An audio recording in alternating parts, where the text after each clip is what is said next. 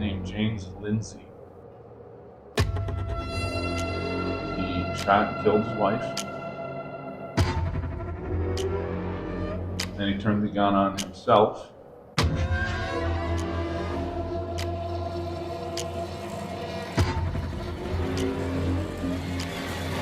Shot himself, but he did not die. Hi, my name is Travis Loewe, and I am standing outside the Mercer Museum in Bucks County, Pennsylvania.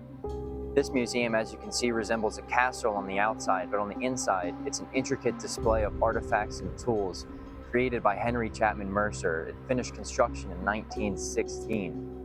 One of the artifacts in this museum is a gallows.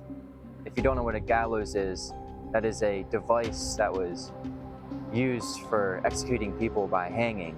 With a device of such nature being in this museum, there's one question everybody's here asking, and I'm on a mission to debunk. Is it haunted?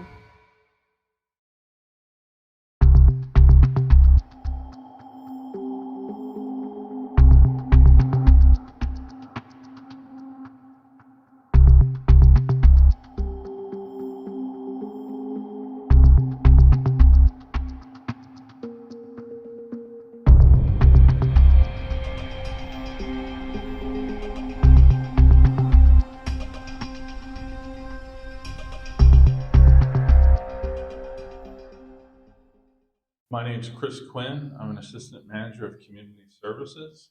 So these are the gallows. They came from Northampton County. They were on loan to the Doylestown prison. They were last used in 1914. There was a man named James Lindsay.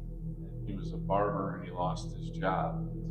And he was distressed and he came home and he shot and killed his wife. And then he turned the gun on himself.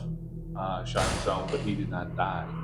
They took him down to a hospital in Philadelphia. They nursed him back to health. It's just one of those really weird stories where they kept a man alive so that they could try and convict him and then execute him. Well, I mean, it's a story. I mean, people love crime and punishment stories. But for Henry, if you notice the room adjacent to it, it's actually an exhibition that's in progress, but it's a schoolhouse. So he wanted people to learn, you go to school, you can get a job, become a productive member of society. If not, the trail could lead you down a bad road and you might end up in the gallows. Have you ever had anybody account, or have you ever heard stories of any paranormal activity going on in the Mercer?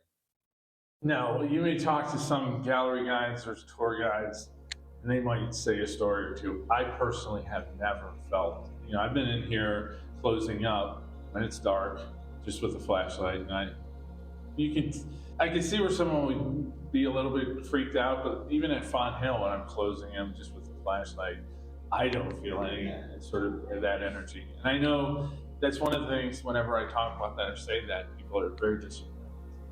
They want to hear these ghost stories, but I just simply have never had them. If anyone has a story, it's really myth. There is nothing behind it that we've had anybody, no ghost hunters have been here. We haven't heard any weird noises or howling or moaning or anything like that.